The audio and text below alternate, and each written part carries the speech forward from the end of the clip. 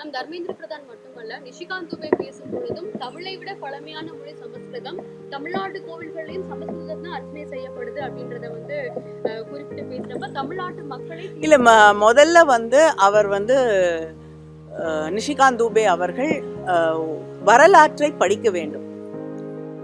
தமிழ்நாட்டில் தான் சமீபத்திலே நம்முடைய முதலமைச்சர் அவர்கள் சொல்லி இருக்கக்கூடிய மிக முக்கியமான ஒரு கருத்து, அது ஆய்வுகளுக்கு பிறகு கண்டுபிடிக்கப்பட்டது. தமிழ்நாட்டிலே தான் இரும்பு காலம் தொடங்கி இருக்கிறது என்பதற்கான சான்றுகள் கிடைத்திருக்கிறது.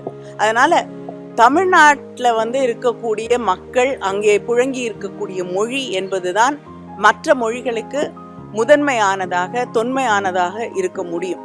ஆனால் வரலாற்றை தெரிந்து கொள்ளாமல், எந்த ஆராய்ச்சிகளையும் படித்து புரிந்து கொள்ளாமல் ஒரு கருத்தை முன்வைப்பது என்பது தேவையற்ற ஒன்று. அதே நேரத்தில் நாங்கள் எங்களுடைய மாணவர்களுடைய எதிர்காலத்தை பற்றி பேசிக்கொண்டிருக்கக்கூடிய ஒரு சூழலிலே இதை திசை திருப்பக்கூடிய வகையிலே சமஸ்கிருதம் பழமையானதா தமிழ் பழமையானதா என்ற அந்த விவாதத்தை கொண்டு வருவதே தேவையற்ற ஒன்று.